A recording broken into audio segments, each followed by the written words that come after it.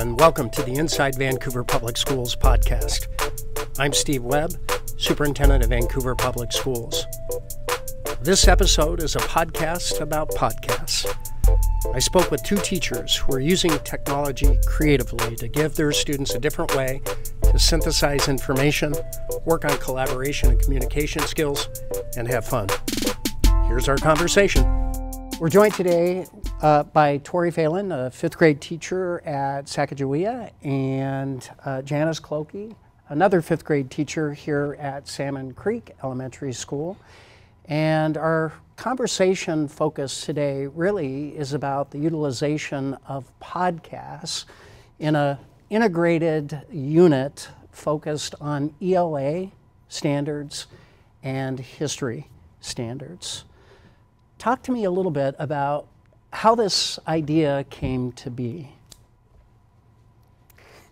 Well, I love listening to podcasts, and my team and I at Sacagawea have been talking about the production work that we want our students to do and what makes sense both for them going into middle and high school, but then also what kind of production work do they see in the real world. And a lot of them listen to podcasts, or some of them have. They read blogs, they read listicles, stuff like that. And so my team at Sacagawea has been trying to figure out how to get some of that more authentic production work mixed in with the 5-paragraph essay type stuff that we've traditionally done. So I spoke about podcasting at the Tech Day that we had back in October, and chatted with some people there and got excited about having my students create their own podcast. So sort of, I have 3 little kids at home, and so my time isn't that extensive, so I tend to just get an idea and jump in with both feet, and so I did. Right into the deep end. Right into the deep She's end. very good at it, Yeah, too. nice. And I worked with Erica Anderson, our ITF, a lot. And then Jim Jeffers as well, kind of bounced some ideas off of him, and we did some brainstorming and kind of came up with a project that the students could do with scaffolding from us so that they would produce a podcast about a book that they read. And then I think Erica, because she works at multiple schools, carried the idea over here to Janice. Yeah, I was curious about the cross-pollinization between Yeah. two schools and similar scope of work and project, and really looking at how to leverage these digital learning resources so that students are creating new meaning out of their learning. Absolutely. Janice, talk a little bit about that from your perspective. So how I got started into it, or? Sure, just the notion of students kind of co-creating a new meaning out of a set of core standards. I kind of got started the same way Tori did. I kind of was listening to friends and family talk about how much they listen to podcasts.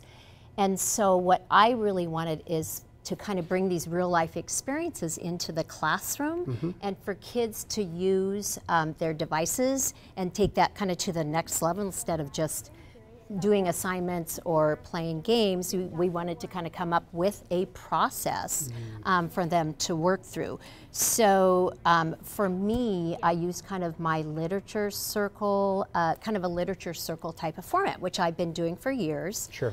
Only in that format, the kids were just writing, and then they would meet in groups and they would discuss, and it didn't go any further than that. And so I wanted to find some way for them to be able to discuss, but it to go to another classroom or even their own classmates. So a few years ago, I used a weblog called KidBlog, and that was wonderful. And then once we got the iPads, we moved to creating groups on Seesaw. And again, I wanted them to take that one step further, to be able to have other kids in the district be able to listen to their podcasts. So that's kind of where that all kind of developed. Nice, nice. I really like the way in which we're thinking pretty strategically and creatively about not just leveraging the digital asset, the learning resources, in a manner that substitutes that technology for old technology, but more importantly, creates an opportunity for kids to either adapt or modify or sort of reinvent their learning, which really is getting at higher order thinking skills. It is. Yeah. Tell me a little bit about the nature of the student podcast, the project itself. I understand we're leveraging some historical fiction and some of the historical context around the American Revolution. Talk a little bit about that for me. So I'll go ahead and talk about that, because that's kind of what my podcast was all about. So a large focus in our social studies curriculum is learning about the Revolutionary War. So about halfway through the year, we do a historical fiction novel study. And so kids read fiction about the Revolutionary War, and the characters are all children that are the same ages as our kids. So it's very engaging. And so we had basically three groups and 3 different novels. And so we had 3 different segments, if you will, and kids had to read a certain amount of chapters, and then they had to kind of go back to the worksheet and fill out a worksheet. And so then again, substituting the podcasting in place of kind of the lit circle discussions. And again, I kind of borrowed Tori's format or procedure, and that's kind of where she came in. And I love the capacity building across schools. I mean, really, it's wonderful. Yeah. It's wonderful that she had shared documents that I accessed off of Google. Plus, I was actually able to get her documents. See, and you can do all this collaboration remotely, right? I know. Yeah. Just like students can experience learning remotely too. Absolutely. Well, and to add to the historical piece of your podcast, my students did podcasts on books of choice, so they weren't necessarily historical fiction books, but one of my groups did choose Bud Not Buddy, which is it's a historical fiction book. And on their own, through doing the podcast, they were called to research some of this history piece, Hoovervilles and the Great Depression and some of that. And so just without even my guidance, they were diving into some of these things that they knew their audience would not understand without having read the book. And so they then had to fill in the gaps for a 5th grade audience, an authentic audience. Isn't that cool? Yeah. And that kids would be so curious to extend their own learning is really motivational. That's pretty and engagement too. Powerful. They were so engaged without really even realizing that they were engaged. Sure. I had so many coming in at lunch to finish up and to edit. I did too. And one of the format that I sort of borrowed to begin with was a podcast I found. I was researching actually meditation, kids meditation podcasts for my class, and I came across this one, which was called Book Club for Kids, and it's run out of DC. Maybe it's an international school or a private school, but it is what I based my podcast on. And the one that I used as a sample for my class as we were going through this process was one where they were talking about A Wrinkle in Time. And in that way, they were bringing in science. The group that had done that podcast was bringing in science. So I think that sort of inspired my students to go a little bit further than just theme and plot, which is what I sort of had intended this to be, and dive deeper into kind of the context of the book. Well, certainly deconstructing text is important, identifying the protagonists and, the building climax and all of those kind of literacy analysis and elements that are critically important. But what I appreciate here is the way in which we're not losing sight of core standards within the content area that is critically important too for students to demonstrate mastery of. Tell me a little bit about some of the tools that students have used. I mean, you've mentioned some of this already, but talk a little bit about some of the assets and resources that your students used in order to create these podcasts. Well, we had sort of a learning curve. I mean, as we always do. Again, like I said, I didn't do months of planning for this because I don't have months to plan. But we just kind of jumped in, and Jim Jeffers and Erica Anderson, our ITF, and I sat in the library and played with microphones and tried to figure out the configuration in which you could have 4th, 5th, 5th graders independently sitting around and capturing the sound. And would it work just to use the iPad microphone, or would we need to invest money or find microphones somewhere that we could borrow? And that sort of just... And what did we learn? Got complicated, and we learned that for our purposes, the iPad microphones were just fine. Sweet. They were. And so for my class, we joked that at our school we've got green screens up on every wall. We might as well paint them. But it was sort of like that doing the podcast. You had kids hiding in corners and under tables and in libraries, trying to find a quiet space to record. And then your kids... Well, they built a little studio. So yeah. We had some cardboard, some trifolds. Nice. And so, oh my gosh, it was the cutest thing. And they had these elaborate little studios where they could just go by themselves and to buffer out space, right? It was absolutely hilarious. In fact, I did get a picture of it because it was so cute the way they just kind of took it upon themselves to sort of make those, make those adjustments as needed. So that was really, really nice with the resources that we have. And again, we just used our iPads. We made signs that said, recording in progress. Please keep your voices off. Just like a real studio. Just like a real studio. And like Tori mentioned, my kids would beg to do their podcasts. They would stay in for recess. Oh, we're not done yet. Can we work on our podcasts? And I very rarely had to do any redirecting, and that's kind of phenomenal for 5th graders. And it was just so enjoyable to watch the excitement, the energy, and the enthusiasm around it. So. Well, when you design authentic lessons that are very engaging, you scaffold and equip supports, and then you let young people get to work. Absolutely. It's not only motivating, but it's fun. It's enjoyable. So much fun. Yeah. Absolutely. That's great. And I think as far as the programs and stuff that we use, we did play a little bit around with different apps and whatnot.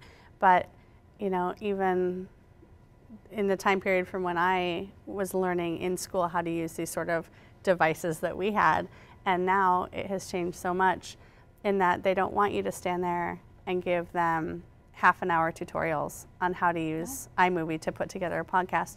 You show them 3 things and then they just do it, and more often than not, and you're probably in the same position, a student or a group didn't know how to do something and I just sent them to another group. Yeah, sure. Because at some point, I don't know those answers anymore, know.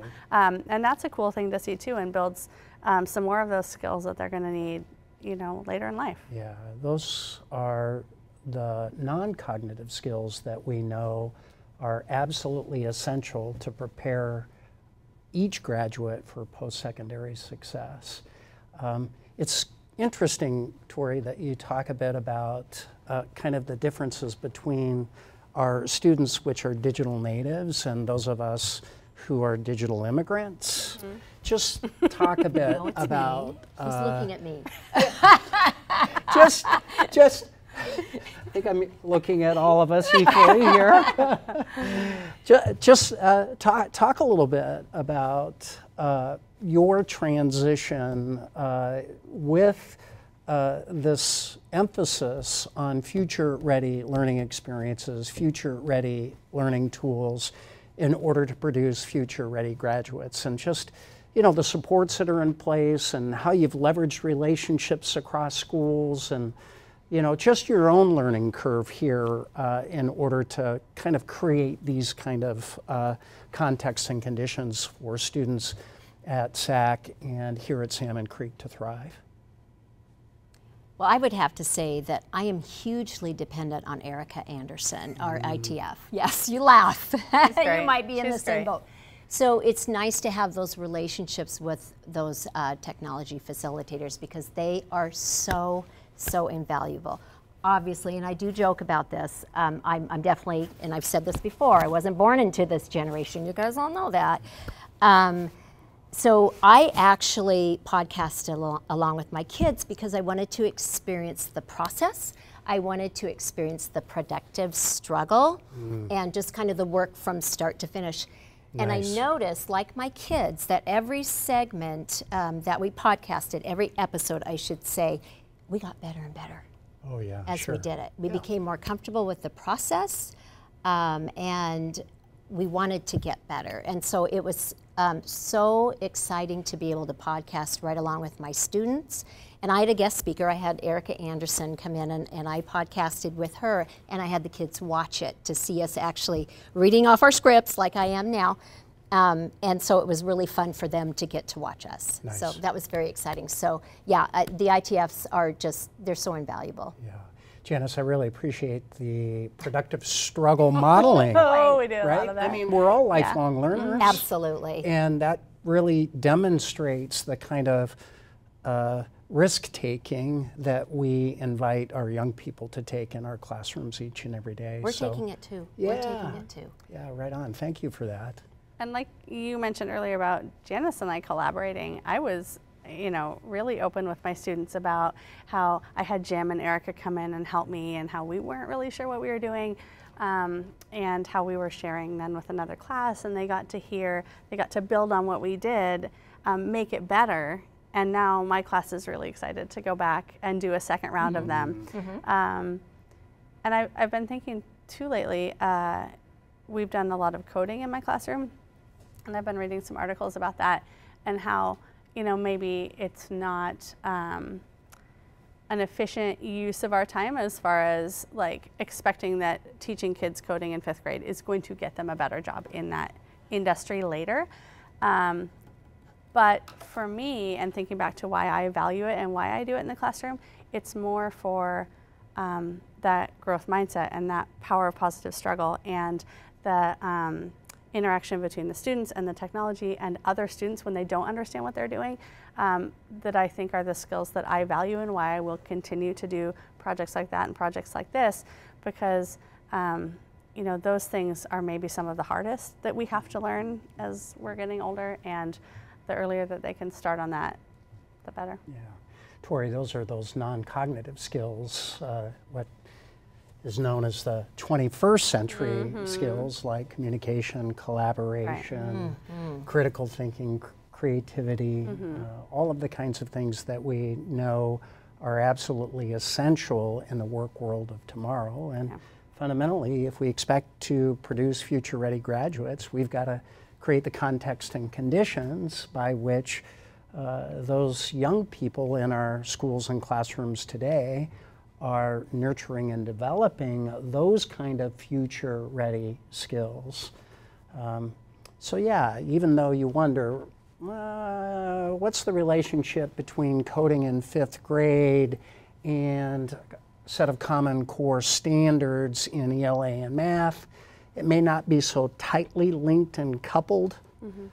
Nevertheless, those are essential standards, those 21st century standards that young people need to develop today in order to be ready for tomorrow. Yeah. Well, I think it's kind of important to take some time to really see and listen to how students experience this. I can feel the passion and the joy and excitement from you both, but let's take a look at this quick video here and see how students reacted to this learning experience.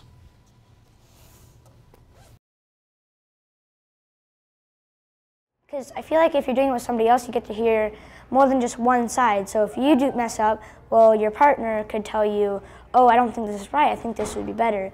Are we going to do this music, or are we going to write this first or that first? What makes more sense, And it was a lot of communication and a lot of cooperation. I chose a group that I wouldn't usually do podcasts with or anything, like any group thing set with. And I've actually gotten to know them like really well. And another thing about it is they're just like, it's actually more interactive than just doing a book report by yourself, because you're doing it with a group and you're actually having a lot of fun.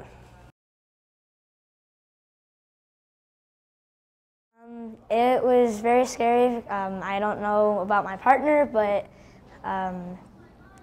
we just kind of took our time, and it's like because we had to structure each and every different segment, and I just set up all the sounds. And it helps me a lot better because you get to talk while doing it instead of just writing down something. So you write it down, then you can talk and add other stuff if you mess up or something. We got to learn something new, and we got to try it out and test it and then do it for real.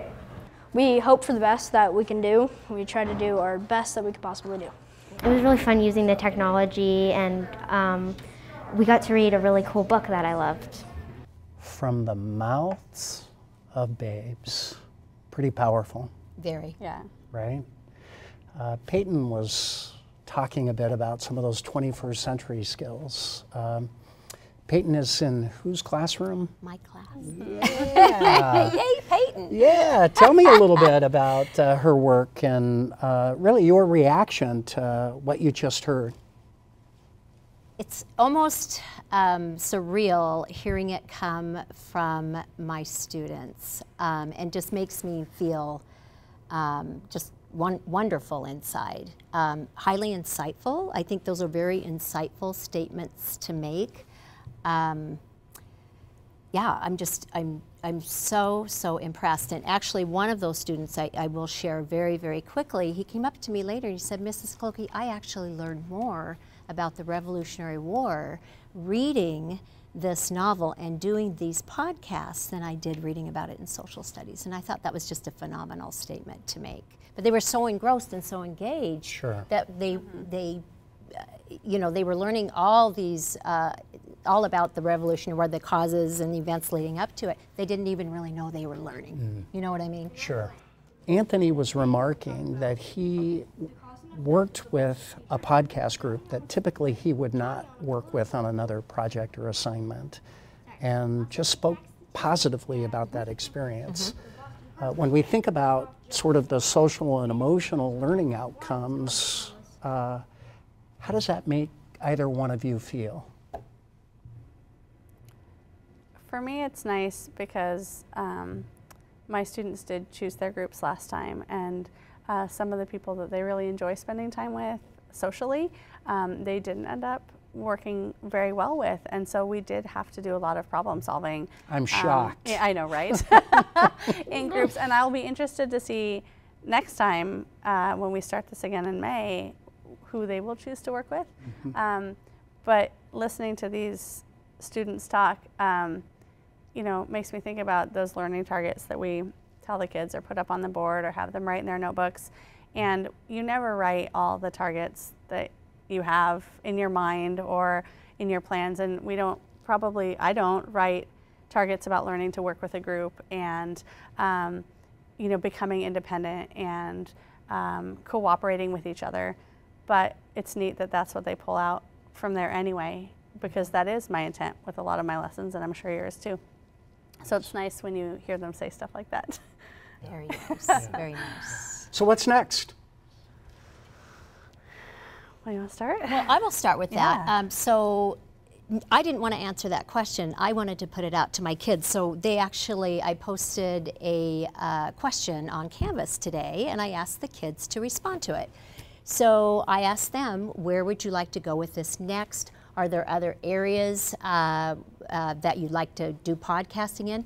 And I have to tell you, I have it on my iPad, but I have to tell you, I was not prepared for the wonderful responses I got. So I had a student that said, and it was Peyton, she said, in Reading Wonders, when we read our anthology stories, it would be neat to have a group of students podcast it so that other students could listen to it and then read along in their anthology. And I thought, oh my gosh, why haven't I been doing that, Peyton? Nice. So some of the responses, I was totally floored. Science, a lot around science, because I think kids think that we're not getting to science enough. And so they wanted to podcast, so if they were setting up an investigation, they wanted to podcast the results, whether their hypotheses were accepted or rejected. And I thought, that's brilliant too. So I put that out to my kids. So I'm excited. I don't know where this is going to go next, but I think I think they want to continue it, and Yeah, that's very nice. rewarding Yeah. and just incredibly exhilarating. Yeah, it's when we invite students to extend learning in ways that are really transformative and invite them to share their ideas, they'll let us know. And we just need to lean in enough and listen. So thank you for doing that. Yeah. How about you? Gosh. Tori? Well, my students do want to do another round of this year, but they are also interested in those other subjects as well. I have had them several times this year listen to a podcast called Brains On, which is a science podcast for kids. You know, in some of those transition times, or when I need to get a little more information about a subject to them, but they don't want to hear my voice anymore. So I think I'm excited to do some in different subjects as well, and hopefully we can collaborate next year. I'm sure we will. I'm sure we will. But I do like the podcasting genre, I guess, for different reasons than I like them filming themselves, because we do a lot of that as well. Sure. But I think this takes away, or maybe it allows them to get more to the discussion and more to kind of the meat of what they're talking about without the added distraction of a lot of visuals that they're worrying about. Yeah, sometimes the shiny stuff gets in the way Yeah. of the more substantive content. I get it. And it's hard. Although I like shiny too. I know, Well, I what's know. not to like about shiny? But it's hard as a teacher with a project that does take a lot of time like this does. Yes. Is it worth it? I mean, we don't have a lot of time. And so, you know, what amount of time is worth spending on Sure. one project like this? Right. And I'm still trying to find that balance, I think. And We as we all are. sort of revise the process, that will happen. But everything I've heard from my students too is, you know, full steam ahead. Yeah. Do it again, share it, react to other classrooms, podcasts, and keep presenting learning to them in this way that they really respond to. Well, I want to thank you both for your visionary leadership in cultivating future-ready learning experiences for our students in Vancouver Public Schools and at SAC and here at Salmon Creek. And I want to thank you for joining us in this table conversation today. So stay future-focused, have fun, and continue to engage our students in joyful learning experiences. Thank you. Thank you. My thanks to Janice and Tori for sharing their insights. If you'd like to see more from our conversation, head over to YouTube and check out the Van SD TV channel. And thank you for tuning in. Take care.